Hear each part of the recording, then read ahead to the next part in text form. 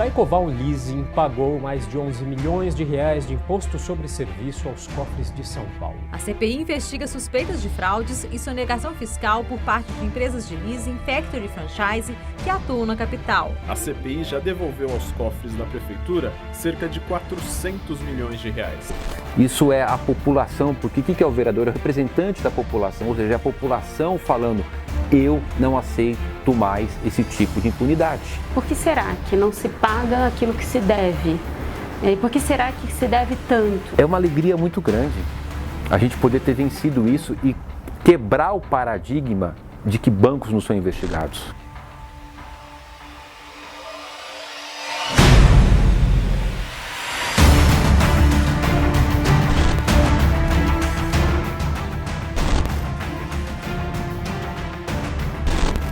Bancos, instituições sólidas e influentes no mercado, que enquanto o país vive uma crise profunda com o aumento do desemprego e piora na condição de vida dos brasileiros, seus balanços sempre registraram recordes de lucros. A economia sempre está mal e devagarzinho o lucro dos bancos lá em cima. Você poderia imaginar que algumas dessas instituições poderosas sonegaram impostos que serviriam para melhorar a sua vida? A CPI da sonegação tributária realizou nesta quinta-feira a primeira reunião ordinária. As comissões parlamentares de inquérito, popularmente chamadas de CPI, são grupos de trabalho conduzidos pelo Poder Legislativo, com o objetivo de investigar e apurar denúncias de irregularidades. A CPI da sonegação tributária foi criada para investigar operações de empresas de leasing, factoring e franchising e foi liderada pelos vereadores Ricardo Nunes, presidente da CPI, Rinaldo Digílio, vice-presidente da CPI, Antônio Donato e Rodrigo Goulart, relatores, Isaac Félix, membro substituto, e Eduardo Tuma, proponente da CPI. Porque a CPI é o quê? É uma investigação. Por que ela traz resultado? Porque ela tem poderes de fazer convite, intimação, convocação, coercitivamente se necessário for, quebra de sigilo. No ano de 2017, nós fizemos a CPI da dívida ativa, aquilo que a prefeitura tinha para receber, não recebia e está discutindo judicialmente esse valor. E quando a gente pegou assim, os grandes devedores, quem eram os grandes devedores? Normalmente os bancos. Por que será que não se paga aquilo que se deve? Por que será que se deve tanto na cidade de São Paulo? Quando eu pedi na Comissão de Finanças um levantamento da arrecadação do ISS, que é o Imposto sobre Serviço, a gente viu que caiu mais de 400% a arrecadação nos últimos 4 anos. O mercado que está crescendo e a receita cair 400%. Com todas essas informações, a gente falou assim, vamos agora então abrir a CPI da sonegação tributária para poder analisar profundamente essa questão. Os bancos, eles anteviam os nossos passos e iam colocando dificuldades. Por exemplo, as nossas dificuldades no começo foram em primeira instância, que os juízes davam liminares para não depor, ou o prefeito de Poá não fornecia certidões e os juízes davam liminares, a gente tinha que caçar as liminares ou tentar obrigar a depor. A CPI iniciou a sua investigação e, digamos assim, os potenciais investigados eram bancos de grande poder financeiro e, imediatamente, a Associação Brasileira das Empresas de Leasing impetrou um mandado de segurança, uma ação, pedindo liminarmente a paralisação dos trabalhos da CPI, porque, na verdade, não haveria um fato determinado, não haveria uma clareza em relação ao que se pretendia investigar. Quando os bancos entraram com a ação parando a CPI, isso me deu um alerta, abriu um sinalzinho amarelo. Falou, mas por que eles não querem que a CPI investigue? Tem algo grande por trás desse negócio.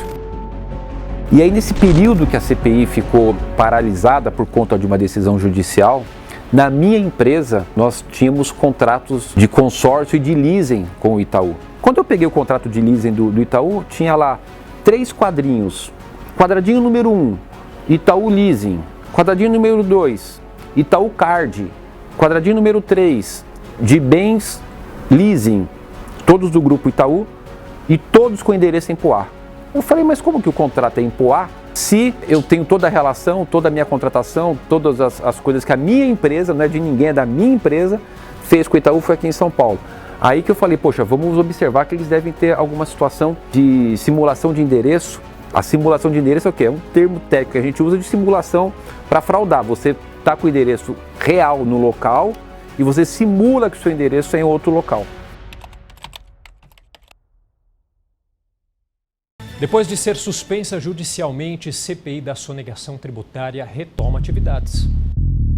Quando a Justiça derrubou a liminar que suspendeu os trabalhos da CPI, a gente fez aqui a reunião da CPI e já fomos direto lá na cidade de Poá, onde tinha a sede fictícia do Itaú. Foi um choque para todos nós, porque não tinha absolutamente nada.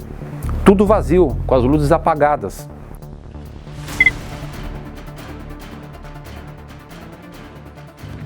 Oi pessoal, 21 de fevereiro de 2019, estou aqui eu, o vereador Isaac, aqui em Poá, né, na Itaú Leasing e Itaú Card, né? Aqui tem em torno de 30 funcionários, né? Muitos não estão, bastante espaços vazios, seria dessa parte aqui, desse prédio, aquela parte ali. Embaixo, lá você tem um mercado, né? Então, isso aqui é o Itaú Leasing e o Itaú Card aqui em Poá. Teria que ter ali toda uma estrutura e, na verdade, era um cenário para fraudar o fisco municipal e não pagar os seus impostos onde efetivamente eles estão, que é aqui em São Paulo. Quando você investiga alguém e depois você vai denunciá-lo, você tem que ter muita certeza disso. Porque não existe coisa pior do que você denunciar alguém que não tenha cometido efetivamente aquele crime. Então a responsabilidade é gigantesca. Os poderes são muito grandes, mas a responsabilidade é maior ainda. E quando a gente fala de funcionário, por quê? Porque a gente pediu para o Ministério do Trabalho que fornecesse para a gente os CAGEDs. O que é o CAGED? Que é o Cadastro Geral de Empregados de cada instituição. Essa empresa tem 6 mil funcionários em São Paulo e tem 19 funcionários lá em Poá. É óbvio, se tem 6 mil aqui em São Paulo e 19 lá, a sede, a matriz não pode ser lá, é aqui, né? Então você percebe que você vai conseguindo fazer um conjunto de provas muito robusta. O que a gente fazia? Olha, Eletropaulo, quanto que esse prédio gastou de energia durante os últimos 2, 3 anos? Sabesp, quanto que esse prédio gastou de água? Então você vai juntando. Você concorda que um prédio, para ter um monte de funcionários, você não pode gastar pouca água, pouca luz. Você tem uma tabela que você consegue fazer uma referência e você dimensionar se aquilo é verdade ou é mentira. Então a gente teve a certeza de dizer que o Itaú nunca teve a sua matriz, a sua sede em Poá. Eles cometeram o crime de simulação de endereço, portanto, fraude tributária.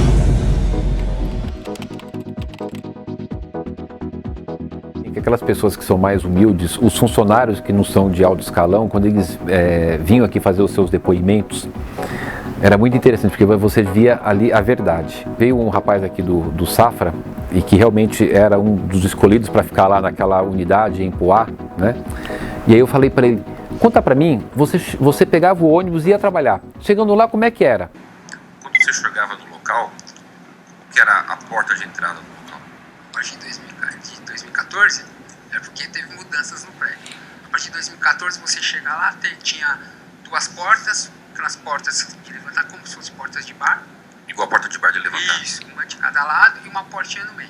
Certo. Do lado direito, quando você levanta aquela porta de bar, tinha um balcão escrito Safra-Leasing e vidro e uma portinha de vidro do lado. Nós chamamos aqui as pessoas que fizeram a auditoria e a gente perguntou para eles, vocês já tiveram no Safra-Leasing lá em Poá? Ah, nunca. Mas como é que vocês fazem a auditoria do Safra-Leasing sem estar no local? Onde vocês fazem? Aqui da Paulista. Foi o senhor que assinou aqui o documento do relatório de auditor independente sobre as demonstrações contábeis. Como é possível fazer um relatório como auditor independente de uma empresa se o senhor não esteve na sede? Na verdade, o trabalho de auditoria da Safra-Leasing, ela é feita no contexto da auditoria do Banco Safra e suas subsidiárias. A Safra-Leasing é uma subsidiária do grupo, tá certo? A estrutura contábil, né, que é responsável pela preparação das demonstrações financeiras, dos registros contábeis, ela fica centralizada ali na Vida Paulista 2100, e é lá que a gente concentra nossas atividades e presencialmente conduzimos o trabalho de lá. Então, o senhor Marcelo Luiz Teixeira Santos, contador CRC 1PR, deve ser de Paraná? Isso. 050377/0-6, nos informa, e tem aqui os documentos, de que ele assinou o relatório de auditor independente sobre as administrações contábeis da Safra Leasing, de que todas as atividades de auditoria nunca ocorreram na cidade de Poá, e sim na Vida Paulista, número 2100. As coisas foram ficando muito claras, né? Uma portinha de bar, uma quantidade de funcionário pequena, quem faz auditoria nunca teve lá. É óbvio que aquilo era só uma fachada para você colocar a CNPJ para pagar imposto menor.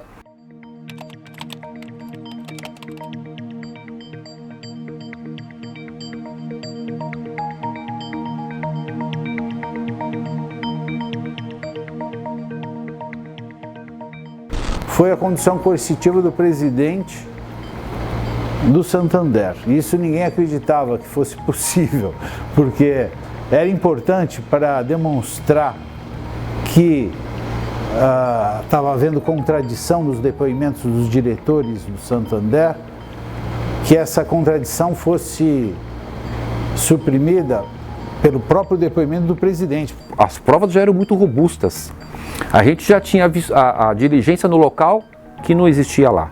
O depoimento da funcionária de que não existia nenhuma atividade de sede de matriz lá. E resolvemos fazer a convocação do presidente e do diretor do Santander Leasing. E aí ele não compareceu, fizemos a segunda convocação e aí ele também não compareceu e também não justificou a sua ausência. Baseado nisso, nós pedimos na Justiça, e os procuradores aqui da Câmara, muito competentes, ingressaram com o pedido de condução coercitiva do presidente do Santander e seus diretores. Fomos despachar pessoalmente com o juiz do DIPO, do Departamento aí de Investigações de São Paulo, e ele então entendeu que era sim o caso de conduzir coercitivamente, no caso, o presidente do Banco Santander, porque a CPI investigava os fatos associados a mudanças de endereço da sede do banco, o que poderia ser um indício de eventual tentativa de sonegação. Mas o Santander, rapidamente, assim que saiu essa decisão judicial de condução coercitiva, ele entrou em contato com a CPI e propôs de fazer o pagamento de tudo que ele devia para poder então se encerrar. Lembrando que numa questão de crime tributário, quando você paga o que você deve, então você encerra toda a parte desse crime tributário. E isso acabou, digamos assim, suscitando que outros bancos tivessem a mesma iniciativa, né? E no total se recuperou uma grande soma de dinheiro aí já destinado aí para a Fazenda, para todas, enfim, né, demandas da cidade de São Paulo, que são infinitas, né? Como resultado dos trabalhos da CPI da sonegação tributária, o Grupo Itaú, o Safra Leasing, Santander Leasing, Alfa Leasing e Daicoval Leasing mudaram suas sedes para a cidade de São Paulo, potencializando o ISS em aproximadamente 250 milhões de reais por ano. Ao longo de sua duração, a comissão recuperou mais de R$1 bilhão aos cofres da cidade de São Paulo. A gestão do prefeito Bruno Covas multou o Banco Itaú em 3,8 bilhões por suposta fraude fiscal. Descoberta após a CPI, o banco ainda pode recorrer na Justiça. 3 bilhões e 800 milhões de reais. O que você faria para a cidade com tudo isso? Só para você ter uma ideia, com esse montante é possível construir 2.400 creches, 1.250 escolas e 950 UBSs. E aí a gente foi percebendo como que essas instituições financeiras elas atuam, como é que elas têm a sua prática de desrespeito às leis. E por que isso pode acontecer e por que isso aconteceu? Primeira coisa, muita ganância. A ganância é exagerada. E segundo, a confiança na impunidade. Então, quando a Câmara Municipal de São Paulo, formada por 5 vereadores dedicados e valorosos, comprometidos com as pessoas que os elegeram, tiveram coragem de enfrentar isso. Aí a gente começou a demonstrar que essa sensação de impunidade começou ali a terminar. É muito importante, né, essa cooperação entre o Poder Executivo e o Poder Legislativo num trabalho que conduza, digamos assim, a um resultado importante para a cidade. Claro que a Secretaria da Fazenda, que é quem administra os recursos da cidade, ela tem interesse em que, de fato, venha aos cofres públicos tudo aquilo que é devido segundo a legislação municipal. No entanto, ela não tem prerrogativas de investigação como tem o Poder Legislativo. A gente conseguiu muitos pequenos passos que vão ajudar também em CPIs futuras. Hoje em dia, nas CPIs, a gente já tem muitos precedentes, muitos julgados favoráveis. A gente acredita que um dos fatores que permitiu o êxito dessa comissão parlamentar de inquérito foi a condução firme, segura, corajosa do presidente da comissão. Nós até estamos assim fazendo aqui no âmbito da Procuradoria uma espécie de cartilha para os vereadores da próxima legislatura saberem conduzir os seus trabalhos. É importante que as pessoas tenham essa consciência. Os vereadores, os deputados, eles legislam, mas a função mais nobre é o de fiscalização, de fiscalizar se o dinheiro público está sendo bem empregado, de fiscalizar se aquilo que a cidade tem direito para investir em saneamento, em educação, em saúde, está sendo recebido de uma forma correta. Para a Câmara, talvez foi a CPI que mais resultados trouxe para a cidade. O legado desse trabalho da CPI, que é um resultado fantástico para a cidade, que recuperou mais de 1 bilhão, né? Além de ter feito um relatório onde encaminhou ao Ministério Público a solicitação de indiciamento por crime de sonegação tributária, falsidade ideológica, obstrução de justiça e organização criminosa de mais de 90 diretores do Itaú, de mais de 10 diretores do Safra. Isso é um legado fantástico. Isso é a população, porque o que é o vereador? É o representante da população, ou seja, é a população falando: eu não aceito mais esse tipo de impunidade. O legado da CPI da sonegação tributária extrapolou as fronteiras e serviu de inspiração para a abertura de diversas CPIs semelhantes em outros municípios pelo Brasil. Eu venho aqui hoje, meus amigos vereadores, vereadoras, fazer um comunicado sobre uma ação que eu tive que realizar ontem, que foi o depoimento no 1º Distrito Policial por conta de uma queixa-crime do Banco Itaú contra mim e que me deixou bastante preocupado. Como essa queixa-crime se refere aos trabalhos parlamentares que eu tive a honra de conduzir aqui na CPI da sonegação tributária, em nome dessa casa, em nome de todos os vereadores e senhoras vereadoras, eu acho que é muito importante deixar isso publicizado para todos. Todos sabem que foi amplamente divulgado pela imprensa que o Itaú teve um alto de inflação de 3,8 bilhões. E por quê? Porque o trabalho de investigação da CPI juntou provas contundentes da fraude fiscal que eles cometeram, de simulação de endereço em Poá. Nós conduzimos o trabalho de uma forma bastante coerente, sempre preservando todos os direitos constitucionais de todos os investigados. Portanto, eu fico muito tranquilo e venho aqui dizer o seguinte: se acham que vão me intimidar, me colocando para depor em delegacia sem nunca ter feito nada de errado, está enganado. É uma tentativa, com certeza absoluta, de intimidar. Quebraram a cara. Não vai intimidar, porque nós temos plena convicção de que nada fizemos errado.